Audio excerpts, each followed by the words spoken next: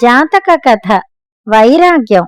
బ్రహ్మదత్తుడు కాశీరాజ్యాన్ని పరిపాలించే కాలంలో విదేహ దేశానికి ముఖ్య పట్టణమైన మిథిలా నగరంలో మహాజనకుడనే రాజు ఉండేవాడు. ఆయనకు అరిష్ట జనకుడని, పోల జనకుడని ఇద్దరు కుమారులుండేవారు. మహాజనకుడు పోయాక అరిష్ట జనకుడు రాజ్యాభిషేకం చేసుకుని రాజై తన తమ్ముడైన పోల జనకుణ్ణి యువరాజు చేశాడు.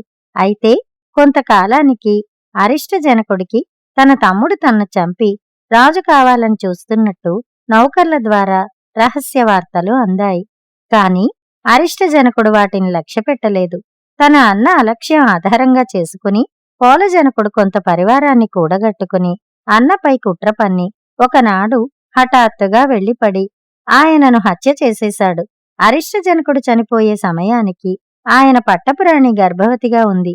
భర్త చనిపోయిన వార్త వినగానే ఆమె తన నగలు నాణ్యాలు ఒక గంపలో పెట్టి వాటిపైన ఊక కప్పింది.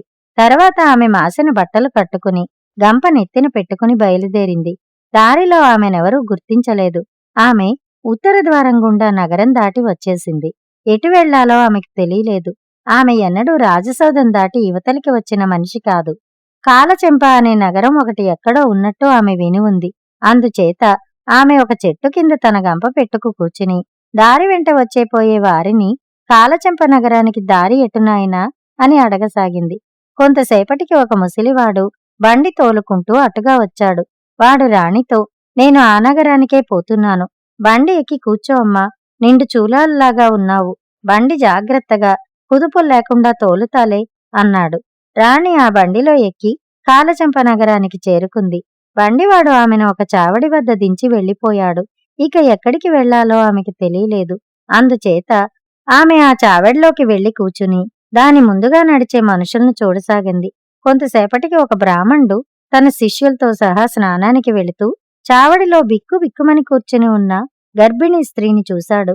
ఆయన తన శిష్యులను బయటనే ఉండమని లోపలికి వచ్చి రాణిని పలకరించాడు. నాయనా, నేను మిథిలా నగరపు రాణిని. నా భర్త యుద్ధంలో చనిపోవటం వల్ల నేను దిక్కులేని అనాథనైపోయాను. నాకిప్పుడెవరూ లేరు. ఈ నగరంలో నేనెవరిని ఎరగను అన్నది రాణి బ్రాహ్మణుడితో. అలా అయితే నువ్వు మా ఇంట తలదాచుకోవచ్చు. కాని ముందుగా ఒక చిన్న నాటకం ఆడాలి. నా కాళ్ల మీద పడి బయట ఉన్న నా శిష్యులు వినేటట్టు భోరుమని శోకాలు పెట్టు. నీ రహస్యం ఎవరికీ తెలియకుండా నిన్ను కాపాడుతాను అన్నాడు బ్రాహ్మణుడు. రాణి ఆయన చెప్పినట్టే చేసింది.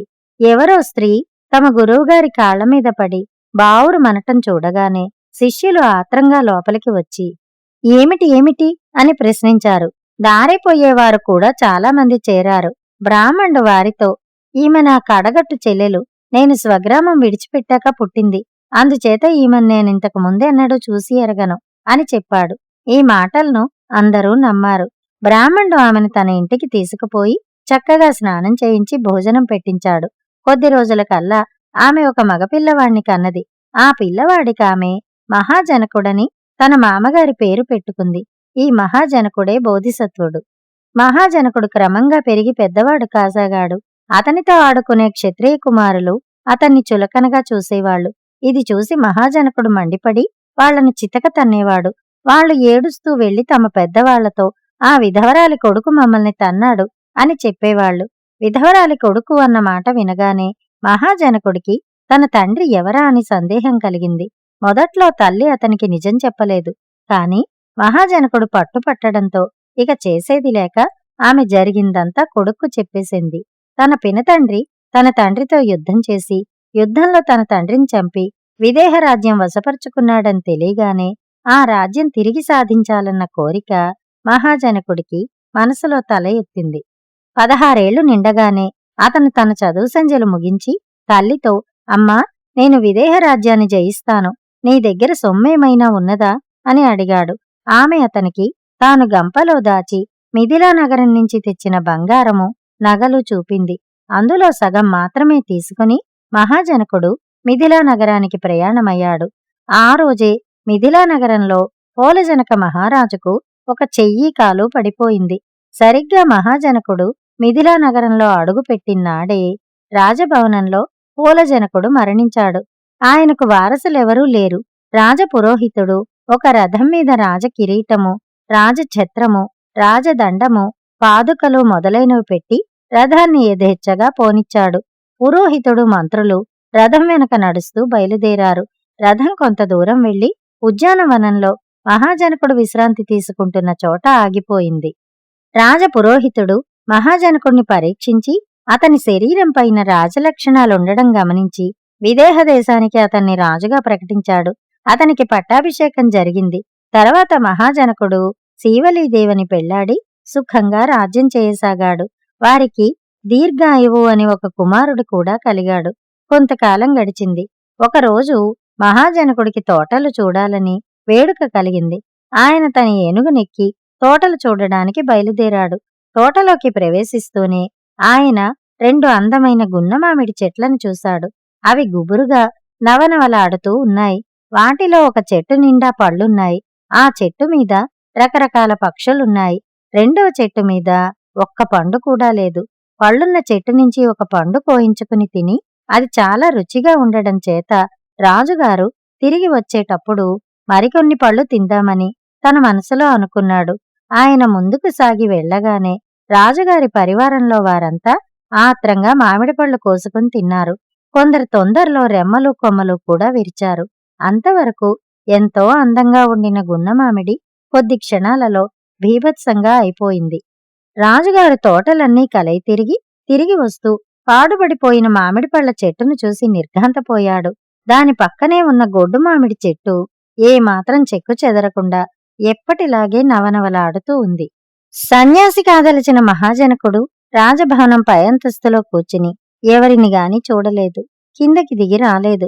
4 నెలలు గడిచాయి. రాజభవనం ఆయనకొక బందిఖానాలాగా తోచింది. అక్కడి నుంచి బయటపడాలని తీవ్రమైన కోరిక కలిగింది.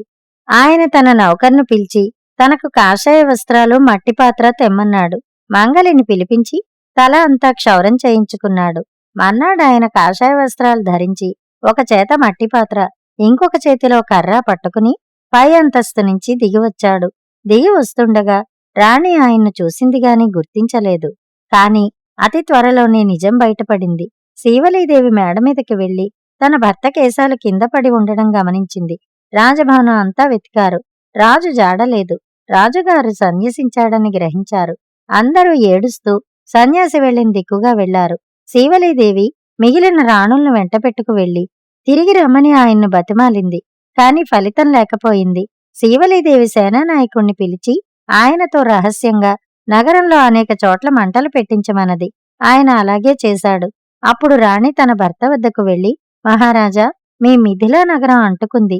మీ సంపద యావత్తు అగ్గిపాలవుతోంది. దాన్ని కాపాడుకోండి అంది. రాణి, నా సొత్తంటూ ఏమీ లేనప్పుడు దాన్ని నేను పోగొట్టుకోవటం ఎలా జరుగుతుంది అన్నాడు మహాజనకుడు. ఆయన కదిలి ఉత్తర ద్వారం గుండా నగరం దాటి వెళ్లాడు.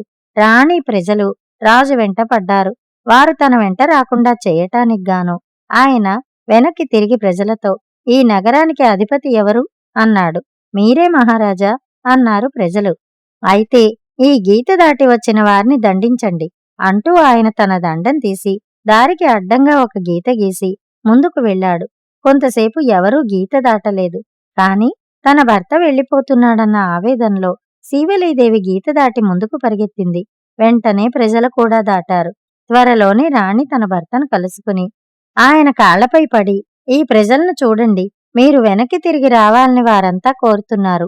వారి కోరికను మన్నించండి అన్నది. నేను వారందర్నీ విసర్జించాను.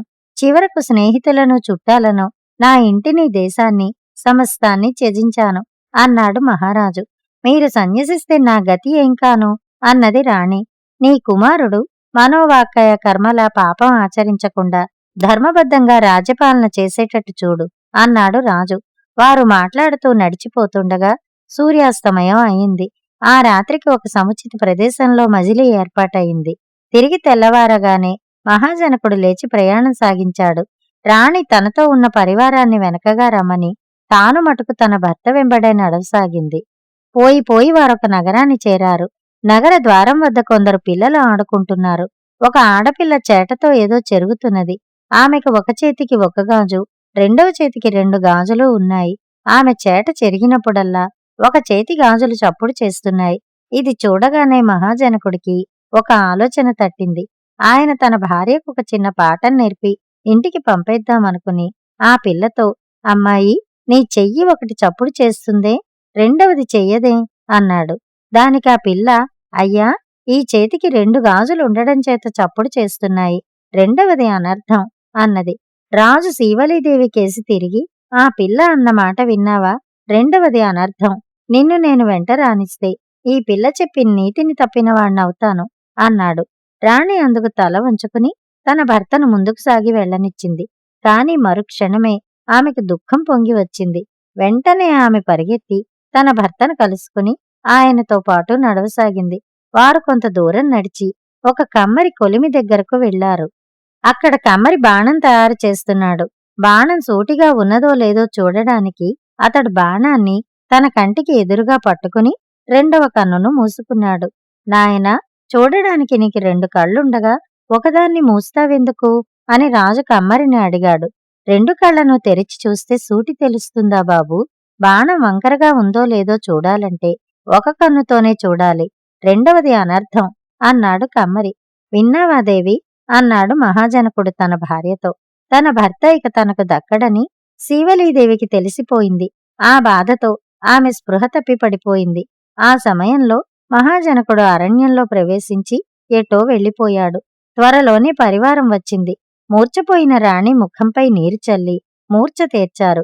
ఆమె మౌనంగా శిథిలా నగరానికి తిరిగి వెళ్లి తన కుమారుడైన దీర్ఘాయువును రాజ్యాభిషిక్తుణ్ణి చేసింది. ఆమె తిరిగి రాజభవనంలో అడుగు పెట్టలేదు.